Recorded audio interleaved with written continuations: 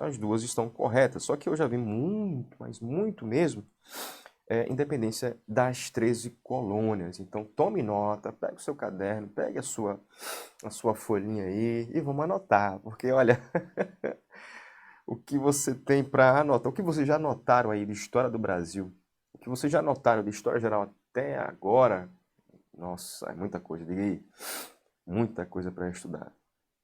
Vamos lá, independência dos Estados Unidos ou independência novamente das 13 colônias. Eu coloquei a expressão aqui, tem aqui nessa segunda parte, ó. Independência das 13 colônias. Se liga, galera, tome nota, galera. Quando você fala dos Estados Unidos, me coloca aqui, por favor. Olha. Quando você fala dos Estados Unidos, você vai lembrar que foi colônia de uma das maiores nações do planeta. Ou, se você quiser, uma das maiores nações do mundo ocidental. Inglaterra. A Inglaterra só perde esse posto aí de principal nação do planeta após a Primeira Guerra Mundial, ou durante já a Primeira Guerra Mundial ali pelos Estados Unidos, né? Para os Estados Unidos. Vamos lá. Vou ler o primeiro aqui. O que importa para você anotar? O que importa aqui para a gente? Estamos falando do século, olha lá, século XVIII. Estamos falando do século XVIII. A independência dos Estados Unidos foi declarada no dia 4 de julho de 1776, claro, sempre frisando o seguinte: datas, meses, anos, não se preocupe. Basta saber o século aqui. Qual foi o século dessa independência? Quando se deu? Né? Século XVIII. O chamado século das luzes. Né? Nós tivemos diversas revoluções aí, com forte influência, e essa daqui está dentro disso, forte influência do... Opa! Lá vai de novo. Olha o apaga da estrela aqui. Olha lá. Iluminismo.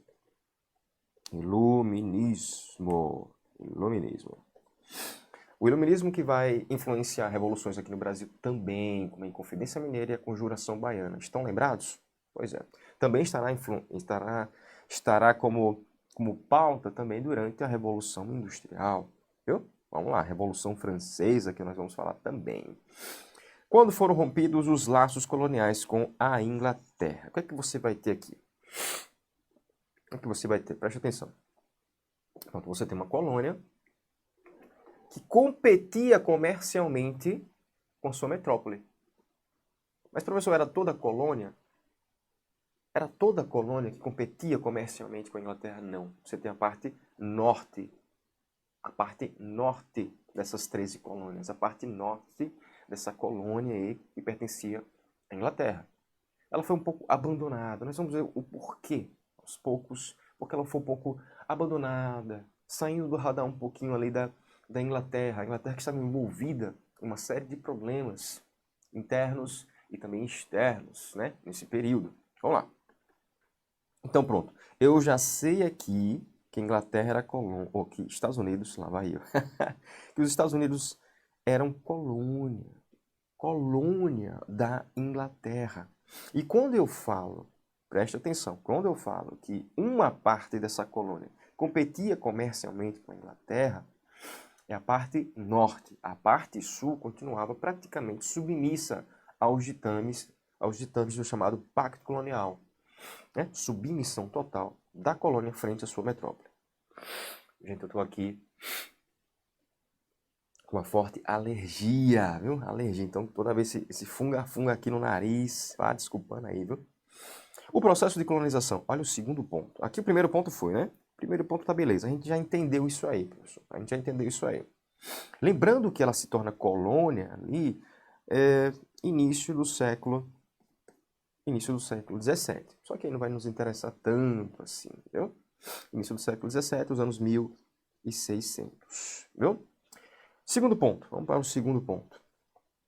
O processo de colonização inglesa na América do Norte começou a partir do século XVII. Olha o que eu falei aqui, eu já adiantei, século XVII.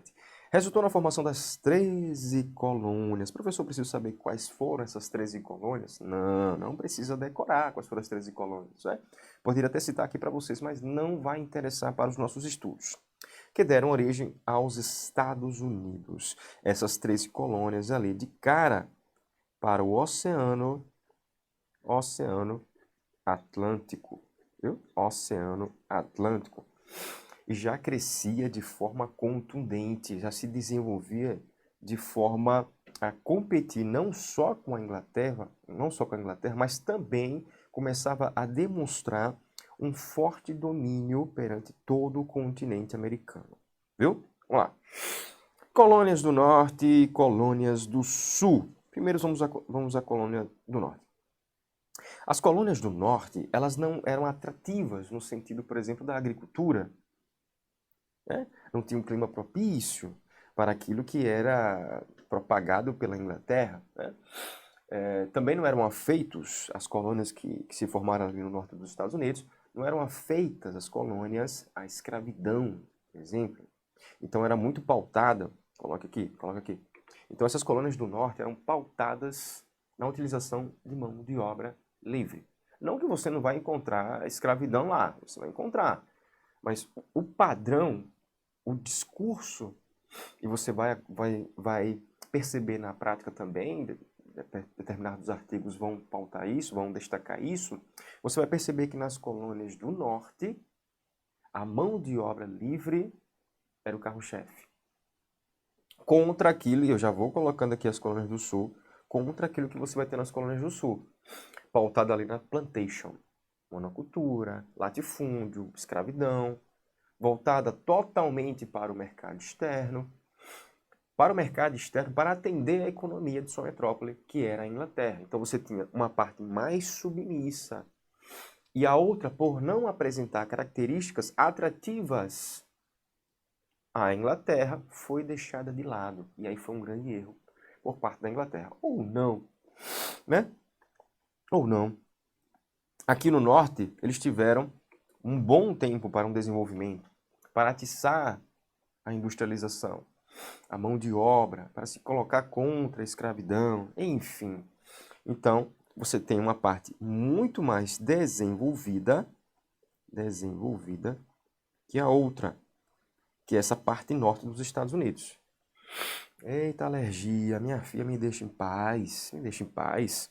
No colônias do norte, mais desenvolvida que as colônias do sul. Aqui você tem um grau de submissão, nossa, muito avantajado mesmo, viu? Separe aí, faça essa separação entre colônias do norte e colônias do sul. Tanto é, gente, a diferença é tão brutal que você vai perceber que em meados, ali na década de 60 do século XIX, você vai ter a guerra, e nós vamos falar sobre isso quando a gente entrar no tema Estados Unidos no século XIX. Né? No século XIX você vai ter a Guerra Civil, a chamada Guerra Civil Americana. Guerra Civil Americana. Ali entre 1861 e 1865. Essa guerra aí que vai ter um ponto negativo, bem negativo mesmo. Né? A morte do, se não me engano, 16º presidente dos Estados Unidos, Abraham Lincoln. Viu? Olha o que até agora a gente pegou. Estados Unidos eram chamados ali de 13 colônias, essas 13 colônias, de frente ali para o Oceano Atlântico. Né? Ainda você mentalize aí, pesquise aí o mapa dos Estados Unidos. Pegou? Era uma faixa de terra ali, conectada ali com o Oceano Atlântico. Todo o resto teve que ser comprado ou conquistado, ou sendo montado aos poucos. Comprando territórios do México, ou por guerra, tirando territórios, comprando território da Rússia, da França, da Inglaterra, até chegar a sua parte de cara ali para o Pacífico. Viu? Vamos lá. Outra, a gente sabe que foi colônia da Inglaterra, que a parte norte deixaram de lado a parte norte, porque não atendia aos requisitos econômicos pautados pela Inglaterra. Pronto, beleza. Então, a parte norte teve condições de se desenvolver a tal ponto que começou a competir comercialmente com a Inglaterra. Claro que a metrópole não vai gostar nada disso. A parte sul era muito mais submissa. A base da plantation, a base da escravidão, do latifúndio, monocultura. Anotado isso, olha as diferenças. E essas diferenças começam a ficar cada vez mais pontuais, mais claras, mais gritantes no século XVIII. Quando chega no século XIX, a coisa está tão, como é que eu posso falar, tão desarraigada da lógica, do consenso, que chega a uma guerra civil americana. E terminando aqui, ó, deixa eu ver se eu não, tô cortando aqui, pronto, não vou cortar mais não. O crescimento do comércio colonial, olha, crescimento do comércio colonial do norte,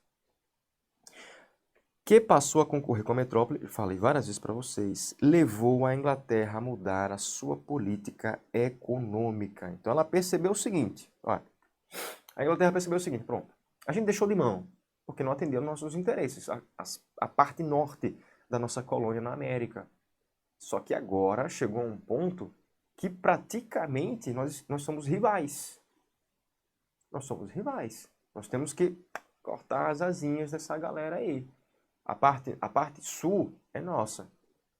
Só que a Inglaterra, a principal nação do planeta, competindo com uma colônia que é nossa, não dá. Não dá. Então o que a Inglaterra pensou? Peraí, como é que eu posso amassar essas colônias do norte? E também como é que eu posso, a partir desse amassar essas colônias do norte, né, pressionar essas colônias do norte, sair de determinadas crises financeiras a partir de impostos. Impostos sobre os principais produtos que alavancam a economia das colônias do norte. Vamos lá? Olha lá. Saindo daqui. Aqui você tem uma guerra. Olha o primeiro ponto. Olha esse primeiro ponto desse segundo slide. Acredito que o primeiro slide vocês já saíram de boa, tranquilo, né? Pronto, professor, a gente entendeu, de boa. Aí vem esse primeiro ponto aqui do segundo slide dizendo o seguinte, ó. O parlamento inglês decidiu aumentar as taxas e os direitos da coroa na América para pagar as taxas dos custos da Guerra dos 7 Anos. Uma guerra ali travada com a França. Então ela tinha problemas internos e principalmente externos, porque se envolvia muito em guerras contra outras nações e precisava de dinheiro. E quem para abastecer, né? A Inglaterra, se não suas colônias, principalmente aí para cortar as asinhas das colônias do norte, a colônia do norte, a parte norte da sua colônia aqui na América. Começa a lei do açúcar. Nossa, a lei do açúcar. Todo açúcar que não fosse proveniente, me coloca aqui, pronto. Todo açúcar que não fosse proveniente das Antilhas Inglesas seria taxado. Seria taxado. Já aí você já diminuiria os lucros desse tipo de comércio. Já diminuiria, porque havia um comércio ali entre os Estados Unidos, o que hoje são os Estados Unidos, as Antilhas, uma parte ali que não era controlada pela Inglaterra, e a África. Um comércio triangular. E a Inglaterra queria quebrar isso, taxando o açúcar que não era proveniente de suas possessões. Aí vem a lei do selo. Já começou a encher o saco ali. Olha, a Inglaterra está nos tratando. Olha como os colonos pensavam. Eles não se entendiam como submissos, eles não se entendiam como uma colônia, algo que estava abaixo da Inglaterra. Se sentiam filhos da Inglaterra e queriam ser vistos da mesma forma. Então, quando veio a lei do açúcar, começaram a despertar. Aí veio a lei do selo.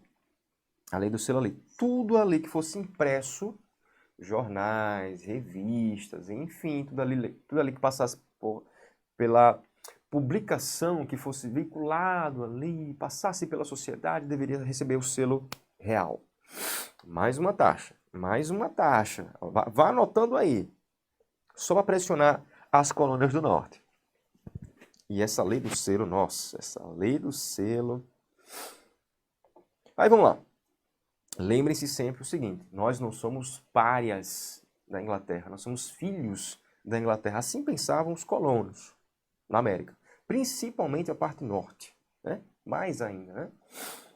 Esse foi o segundo ponto. Olha o terceiro ponto. Olha o terceiro ponto. Em 1767, não se ligue nisso aqui, né? a crise eclodiu com novas taxas sobre vidros, papéis, tintas e a lei do chá. Essa daqui,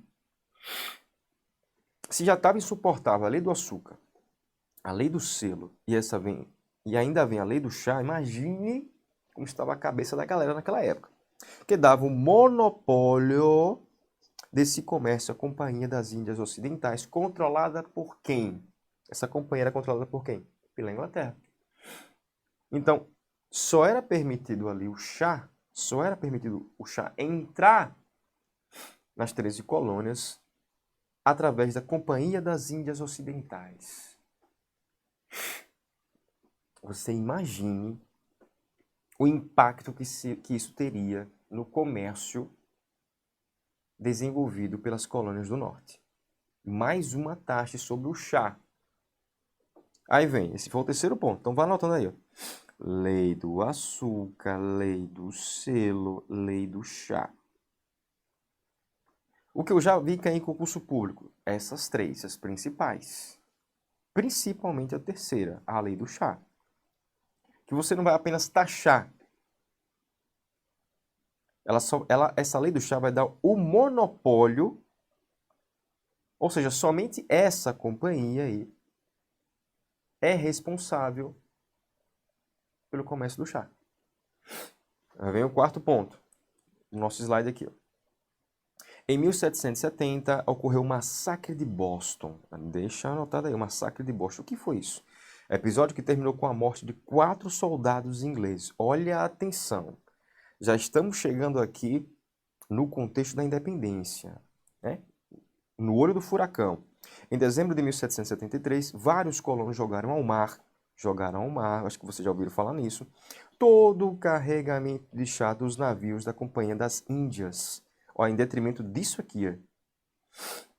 Peraí, vocês monopolizaram a coisa? Peraí, eles se disfarçaram de indígenas, entraram no navio e jogaram toneladas de chá. Jogaram toneladas de chá ao mar. Né? Todo o carregamento de chá dos navios da Companhia das Índias Ocidentais que estavam ancorados no porto de Boston. O episódio ficou conhecido como a Festa do Chá de Boston. Claro que a Inglaterra vai exigir um pagamento como indenização a esse prejuízo. Foi um verdadeiro prejuízo para a economia inglesa. Viu? Então, saímos desse slide aqui com a intensificação da pressão da Inglaterra frente à sua colônia, principalmente as colônias do norte. Olha o que eu estou falando sempre, colônias do norte. Começa com a lei do açúcar, depois vem a lei do selo, finalmente a lei do chá. Em retaliação a essa monopolização, né? Esse monopólio frente ao comércio do chá, que foi dado à Companhia das Índias Ocidentais, vem uma revolta, né, que vai levar um prejuízo à economia da Inglaterra, que é a chamada Festa do Chá de Boston, quando colonos invadem ali, disfarçados de indígenas, invadem um navio inglês e jogam ao mar toneladas de chá. Olha o prejuízo. Né? Olha o prejuízo. Vamos lá.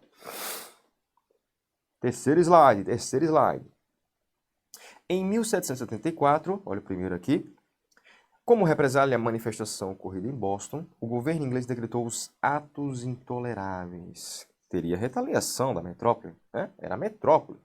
Entre elas a interdição do porto de Boston, até ser paga, como eu falei, a indenização pelo chá destruído. Ele exigiu. Só que aqui, galera, esse aqui, ó, aqui já estava dizendo o seguinte, ó, não vamos mais aceitar sermos tratados como submissos, como nada. Nós somos filhos, eles sempre insistiam, filhos da Inglaterra. Mas já que a Inglaterra está nos tratando como párias, vamos iniciar nosso processo de independência. O que eles fazem? Reúnem-se no chamado Primeiro Congresso Continental de Filadélfia. E dizem o seguinte, esse primeiro congresso tinha como pauta o seguinte, não era ainda falar de independência. Resolveram enviar ao governo inglês um pedido que fossem revogados os atos intoleráveis. Né? que foram estipulados pela Inglaterra devido ao caso do chá jogado ao mar. O que a Inglaterra fez? Não, vai continuar. Nós vamos continuar com os atos intoleráveis até que a indenização seja paga. Aí eles se reúnem novamente, aí vem a lei 1775, voltaram a se reunir no segundo Congresso Continental de Filadélfia e declararam guerra à Inglaterra. Aí vem no dia 4 de julho de 1776, eles declaram a independência das 13 colônias, que viriam a se chamar Estados Unidos da América. No século XVIII. Século XVIII. Viu? Século XVIII, galera. Olha, bem simples, independência dos Estados Unidos. Não é muito cobrado, Está lá, história dos Estados Unidos, isso envolve a história dos Estados Unidos. Foi colônia da Inglaterra, tinha o nome de 13 colônias, enfim. A pressão inglesa, principalmente sobre a parte norte, frisei bastante para vocês aqui. Lembrem-se sempre, faça uma tabelinha aí, como se fez essa pressão da Inglaterra frente à sua colônia.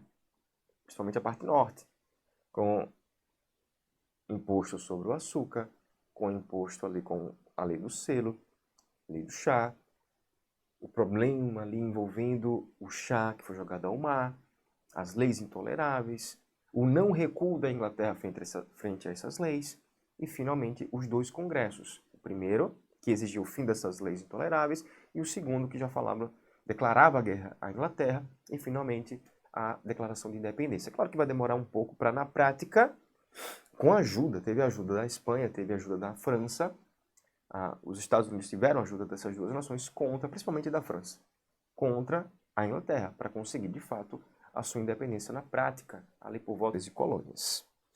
Aqui, ó, o conflito armado só terminou em 1783, ainda no século XVIII, quando a derrotada Inglaterra assinou o Tratado de Paris, ali intermediado pela França, a qual reconheceu a independência dos Estados Unidos. Já era gigante, ficou ainda mais proeminente ao longo do século XIX. Pessoal, anotou tudo sobre a independência dos Estados Unidos? Deixou tudo claro aí? Lembre-se que qualquer dúvida que vocês tenham, chega lá no meu Insta, pessoal, pergunta. Não deixa nada, nenhum fio solto. Viu? Os principais pontos sobre a independência dos Estados Unidos estão aqui, mais cobrados em concurso público. Vamos ver algumas questões, beleza? Vamos lá, algumas questões. Olha a primeira. A criação da lei do selo foi uma consequência do esforço inglês em fortalecer o pacto colonial. Ou seja, quando eu falo em fortalecer, significa aquilo que eu falei para vocês. Deixou de mão, principalmente a parte norte. Deixou de mão a parte norte. Então ela precisava, a partir dessa pressão de impostos como a lei do selo, para fortalecer esse pacto colonial, esse exclusivo comercial, como a banca gosta de chamar. Até aí correto, está dentro do que eu falei. E levou os colonos americanos a efetuar um boicote comercial à Inglaterra. Então, essa lei representa todas as leis impostas. Primeira Revolução Industrial, Segunda Revolução Industrial, Terceira, e temos a 4.0. Vamos lá. Revolução Industrial. Fases dessa Revolução Industrial, ponto a ponto, gente. Novamente, somente aquilo que interessa. Eu vejo muitos alunos falando, professor, mas tem aquele assunto que eu não vi isso, tal. Gente. A análise de algumas questões, você pega de determinado ano, vem até agora e diz, olha, o que mais caiu, o que mais é cobrado, o que mais é característico dessa banca sobre esse assunto. É o que você vai pontuar, para você não perder tempo. É o que eu vou pontuar aqui para estudar. Acabou. A banca não é muito detalhista com relação a muitas coisas, com relação a muitos temas. Eu já mostrei isso em análise de algumas questões. Beleza? Aqui você vai ter o que interessa para o concurso. Vamos lá? Voltando. Ei, alergia, vai embora, me deixe. Me deixa, alergia, me deixe. Primeiro ponto.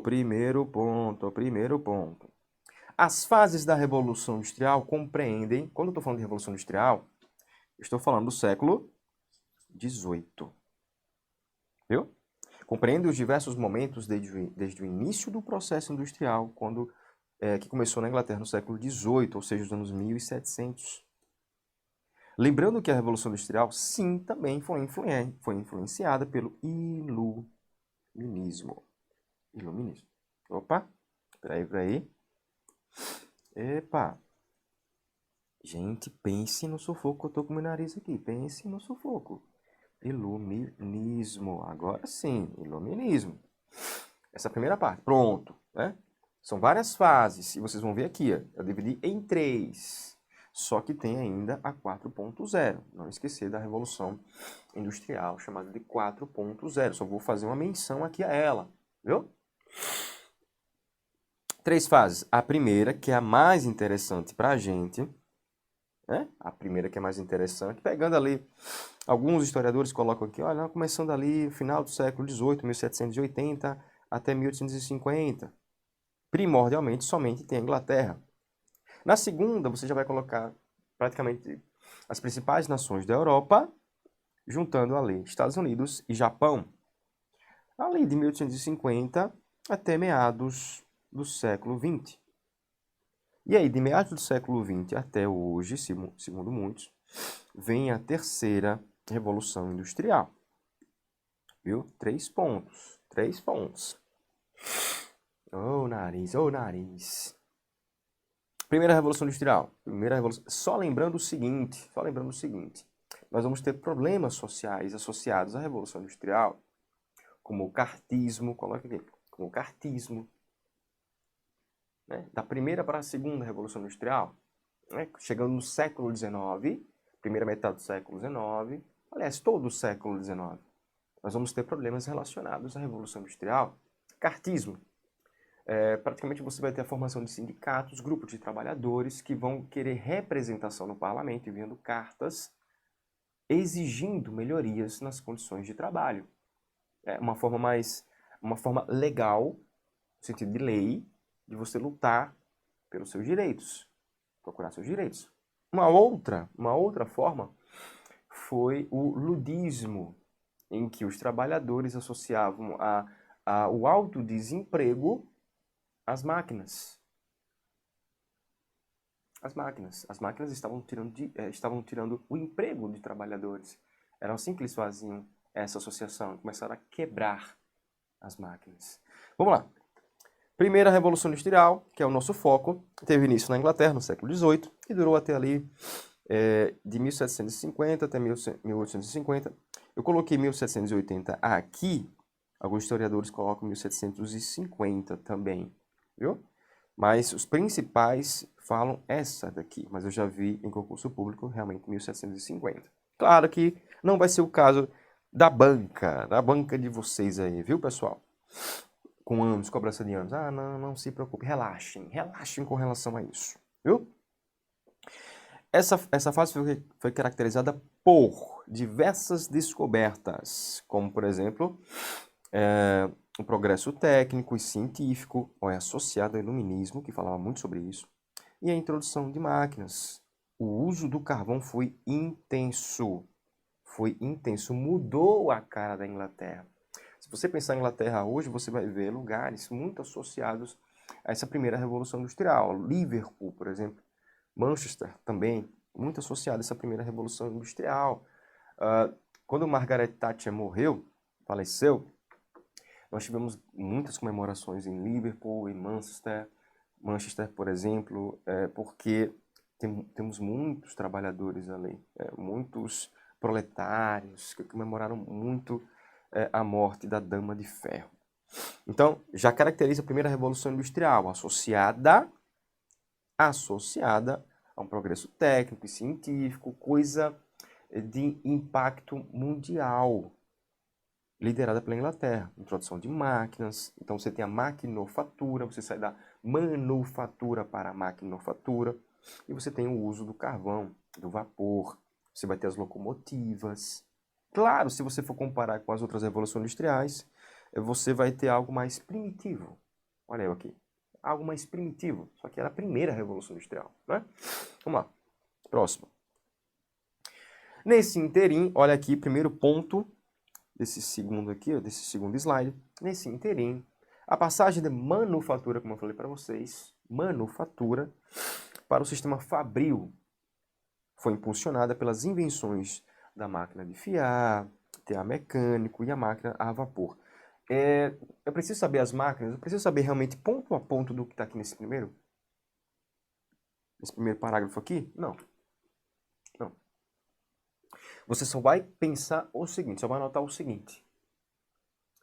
O processo que leva a Inglaterra à maquinofatura, sai da manufatura para a maquinofatura, é repleto de mudanças de mentalidade. A partir da influência do iluminismo, por exemplo. Vai levar, por exemplo, a burguesia a ficar ainda mais fortalecida na Inglaterra. Aí vem um sistema fabril e o controle maior do trabalho. Antes você tinha a responsabilidade do artesão, né? Com todo o processo. Agora não. Você vai ter uma série de trabalhadores dentro de uma fábrica sob o controle rígido da burguesia. Aí vem. Segundo ponto. Segundo ponto. O aumento da produção. Olha aqui, aqui é interessante. Olha lá. O aumento da produção. Nariz. O aumento da produção. A substituição do trabalho manual pelo industrial, ou seja, sai da manufatura para a maquinofatura. Você vê quantas vezes eu falei isso? A Revolução Industrial, a primeira Revolução Industrial, pautando muito nisso. Você tem um controle maior da produção. Você tem agora uma produção que deve procurar um desenvolvimento que atenda à demanda, porque a procura está aumentando por determinados produtos. Então não dá mais para o trabalho ser manual. Por isso a introdução de máquinas. Por isso a indústria tem um investimento a mais. Então você sai da manufatura para a maquinofatura. O desenvolvimento do comércio internacional ansiava por esse aumento de produção, pela qualidade, pela celeridade da produção. E o aumento do mercado consumidor. Olha, gente, eu diria que esse ponto aqui, esse segundo ponto aqui, é essencial para alguns porquês da primeira Revolução Industrial. O aumento da produção. Por que aumentou a produção? Pronto, primeiro ponto. Por que era interessante aumentar a produção? Claro, isso aí veja levar lucros, mas alguma coisa acontecia para puxar esse aumento da produção. O que era? O aumento do mercado consumidor. E para você atender esse mercado consumidor que só crescia, você precisava aumentar a produção. E a manufatura dava a base para isso? Não. Vem o sistema fabril, vem a indústria. O comércio internacional crescia. E para você manter o equilíbrio da balança comercial, você precisava aumentar a produção para atender esse mercado que só crescia, esse mercado consumidor que só crescia. Olha aí, uma coisa levando a outra. Então você tem um aumento da produção devido ao desenvolvimento do mercado internacional e a demanda, a procura por produtos. O mercado consumidor crescia, então a manufatura já não atendia aos requisitos dessa nova dinâmica internacional. Viu? Vamos lá. Pronto. Dito isso, só falta o seguinte sobre a primeira Revolução Industrial. Como chegamos a essa Revolução Industrial? Por que a Inglaterra foi pioneira na Revolução Industrial? Foi bem interessante que ela não foi. Desculpa. Alergia. Ela não foi pioneira nas grandes navegações. Bota aqui. Ela não foi pioneira nas grandes navegações. Beleza. Você tem lá nas grandes navegações pelo Oceano Atlântico e a conquista da América. Você vai ter lá Espanha, Portugal. Só que na Revolução Industrial uma coisa diferente. O que ela fez? Quais são os requisitos para chegar a esse ponto? Não foi já no século XVIII. Algo já vinha acontecendo século após século. Desde o século pautado na expansão marítima, que ela já vinha num processo de acumulação de capitais. Como enriquecia tanto desde o período da expansão? a partir da conquista de suas colônias. As colônias forneciam a matéria-prima necessária para o desenvolvimento das metrópoles. E uma das metrópoles, uma das nações europeias que mais soube aproveitar esses recursos naturais de suas colônias, a Inglaterra. Um outro processo que ajudou nessa Revolução Industrial, os cercamentos das terras comunais. Durante a Idade Média, você vai ter aquele território, aquela parte do feudo, em que você teria o livre acesso do camponês. Com os cercamentos, já dentro da Idade Moderna, o que é que a nobreza vai fazer? Começar um processo de expropriação, de expulsão da terra desses camponeses. Então, elas cercam as terras comunais. Os camponeses já não têm mais nenhuma opção a não ser sair dessas terras e seguirem para onde? Para a cidade. Num êxodo rural.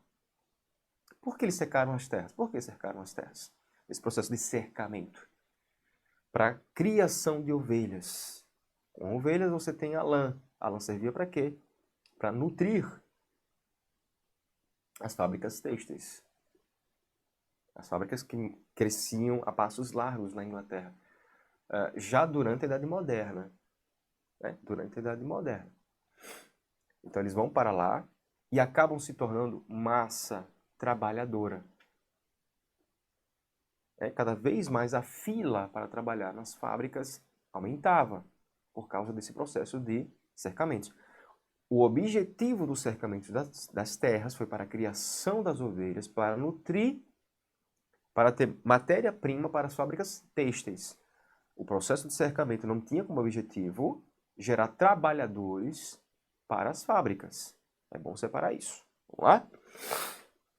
Até minha voz muda. Impressionante. Ô nariz.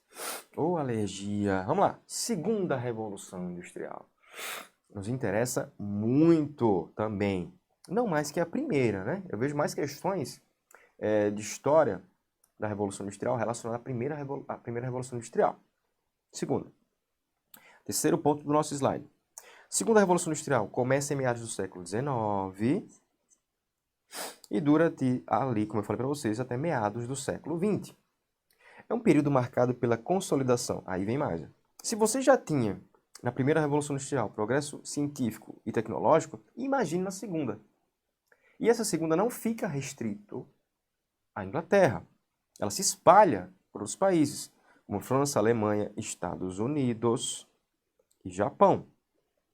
Pronto, olha a coisa aí, saindo de um monopólio para uma multiplicidade mundial, hein, galera? Olha, segunda Revolução Industrial, você tem aí, já pode falar do petróleo, já pode falar do uso, da petroquímica, indústria petroquímica, ou seja, cada vez mais um avanço exponencial desse tipo de revolução industrial. Só que é um ponto, por que interessante para a história? Aqui entre 1850 até meados do século XX, você vai ter, coloca aqui de novo, ainda no século XIX, devido a essa corrida durante a segunda Revolução Industrial, várias nações vão procurar mercados consumidores. Controlar regiões tanto na Ásia como principalmente na África. Várias nações europeias vão se lançar na África, vão repartir a África. Então essa corrida imperialista, principalmente no continente africano, vai levar a animosidades, principalmente ali França, Inglaterra, a Alemanha, que surge enquanto nação poderosa. E isso vai ser um dos principais fatores que leva à Primeira Guerra Mundial. Essa corrida pelo mercado consumidor. Eles chegavam e diziam, nós vamos civilizar essas pessoas do continente africano. Nós vamos europeizar essas pessoas, quando de fato interesses econômicos que demandavam a coisa toda. Entendeu? Vamos lá. Voltando, vamos para o nosso segundo slide. Tem muita coisa para anotar, hein? Muita coisa. Ainda na segunda Revolução Industrial, a invenção de lâmpadas incandescentes, Incandescente, criação dos meios de comunicação, ali o telégrafo, o telefone. Você tem uma série de transformações durante o século XIX, principalmente a partir de meados do século XIX. Televisão, cinema, rádio, né? Pegando aí parte do século XIX, início do século XX. Avanços na medicina, na química, como a descoberta de antibióticos e das vacinas. Professor, peraí que meu nariz tá massa, essa gravação tá massa. Professor, será que a banca vai se pautar muito nessa parte aqui? Será? É descoberta de antibióticos, das vacinas. Você vai falar de uma espécie de melhoramento. Nós vamos ter melhoramentos em diversas áreas, tanto na primeira como na segunda revolução industrial. Só que também, o que é mais cara da banca cobrar? Manifestações por parte dos operários, como aquele que eu falei do cartismo, do ludismo. Lembra que eu falei para vocês? Pois é, mais cara da banca. Isso aqui eu não acredito que vá acontecer. Se colocar, ela pode colocar vacina. Estamos aí em meio à pandemia, né? Tivemos, durante a segunda revolução industrial, algo relacionado à vacina. Beleza. Mas a parte histórica é muito mais interessante. Aqui nós vamos entrar em uma outra área que não é muito a cara da banca. Mas você está vendo aqui os avanços. Os avanços relacionados à segunda revolução industrial. Beleza, vamos usar mais. Avanços nos processos de utilização do aço, olha aqui, foram essenciais para a construção de máquinas, pontes e fábricas. Olha o aço. Você tem mais o ferro na primeira revolução industrial. Aqui você tem o aço na segunda revolução industrial. Você tem o vapor. Você tem o carvão que eu falei, a locomotiva. Aqui a coisa vai mudar. Aqui você já tem a eletricidade como pauta essencial, né? No tocante à sua utilização, o aço foi essencial para a construção dos trilhos, das ferrovias, né? Marcando consideravelmente o avanço dos meios de transporte. Aviões, automóveis, beleza. Tranquilo, só mostrando os avanços durante a segunda revolução industrial. Mas lembre-se que também ocorreu a corrida imperialista por parte das principais nações europeias. Nova configuração das fontes de energia, olha aqui, substituída paulatinamente aos poucos para o petróleo, utilização do petróleo. Se você tem um vapor lá, se você tem um carvão, agora você tem, por exemplo, sendo cada vez mais utilizado ali o petróleo na segunda revolução industrial, viu? Vamos lá. Saindo desse slide, vamos para o próximo. Fordismo e Taylorismo é mais geografia isso aqui, viu? É mais geografia isso aqui. Mas vamos lá. Fordismo e Taylorismo vieram revolucionar o sistema de produção das fábricas. Você tem a produção em série, né? Principalmente ali o Fordismo, sem ligar muito para a produção. O cara produzia ali em série, sem ligar muito para a demanda. Você não tinha um mercado consumidor que conseguia absorver o que estava disposto a produzir ali o Fordismo, né? Produção em série. Tanto que nós temos um filme, não sei se é Tempos Modernos, com Charles Chaplin, né? Muito interessante aquele filme, fala muito desse processo. Cada trabalhador participando de uma etapa específica ali do processo de produção. O Taylorismo, que falava muito do tempo, olha o tempo aqui, envolvia muito a ciência para pensar a produção nas fábricas. Vamos lá. Esteiras rolantes faziam parte, né? Elas dinamizavam e otimizavam o processo, ao mesmo tempo que geravam mais lucro para a classe detentora dos meios de produção. Quem é essa classe detentora dos meios de produção? A burguesia. Barateando ainda mais o custo dos produtos. Viu? Pronto, Fordismo e Taylorismo fazendo parte aí, principalmente, da segunda revolução industrial. Aí você chega para a terceira. Olha o que diz a terceira. Segundo muitos, ainda estamos na terceira revolução industrial, mas já há um processo de entendimento para pensar já a revolução 4.0. Eu vou só mencionar aqui um pouquinho para vocês. Terceira revolução industrial diz... Ei, nariz. Começou no meados do século XX. Foi nesse momento que ocorre um grande avanço da ciência. Grande avanço na ciência, da tecnologia. Aí você vai colocar o diferencial para a terceira revolução industrial, informática. Você vai falar muito de tecnologia na primeira, principalmente na segunda, aí vem na terceira, fala de tecnologia. Claro que você saindo de uma etapa para outra, a coisa só tende a melhorar. a informática, que é o grande ponto diferencial para as outras revoluções, né?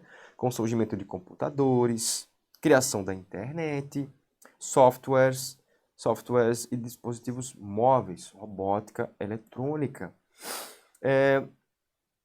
pautando aí a terceira revolução industrial. É mais cara de geografia a terceira revolução industrial. A primeira e a segunda, mais para a história, e você encontra mais questões sobre a primeira e a segunda. Viu? Bom, tá aqui os principais pontos da terceira revolução industrial. Vamos para o nosso último slide. Vamos lá. Desenvolvimento de genética. Pronto. Quando fala aqui, ó, na terceira revolução industrial, de genética e biotecnologia, com produção em massa de diversos medicamentos e avanços na medicina. Essa parte aqui de genética e biotecnologia é mais associada a essa Revolução 4.0, segundo muitos especialistas. Já estamos na era da Revolução 4.0, então já tem que quebrar esse paradigma aí, segundo muitos historiadores. Surge, é mais geografia, é mais atualidades, viu gente? Mas tem que fazer menção, porque está dentro do assunto Revolução Industrial. Surge a energia atômica, com os elementos radioativos, especialmente o urânio, né? Ali está dentro ainda da segunda revolução industrial. E um dos impactos sobre o uso da energia atômica, você tem um dos maiores momentos críticos da história mundial, que foi a explosão lá em Chernobyl, em 1986, na União Soviética, né? Revolução 4.0, nanotecnologia, neurotecnologias, olha a coisa como fica. Robôs, inteligência artificial, biotecnologia, sistemas de armazenamento de energia, drones, hein? As guerras cada vez mais utilizando aí, as batalhas utilizando cada vez mais esse tipo de tecnologia. Impressoras 3D, fábrica inteligente. Se você for comparar essa Revolução 4.0 com a primeira, olha a brutalidade da diferença da coisa. Então, anote aí. Primeira, principalmente a primeira, e depois vem a segunda, Revolução Industrial. As mais importantes, em sentido histórico, para concurso público. Muitas questões sobre principalmente a primeira e a segunda Revolução Industrial. Terceira Revolução e quarta, mais cara de geografia, mais cara de atualidade. Deixando bem claro para vocês. Vamos responder questões? Vamos finalizar respondendo questões? Vamos lá? Primeira questão. Vamos ver se está condizente com aquilo que eu venho falando para vocês. Vamos ver? Olha aí, CESP, vamos lá. CESP, por que você fala de primeira Revolução Industrial? A Revolução Industrial privilegiou o aumento da produção agrícola. Opa!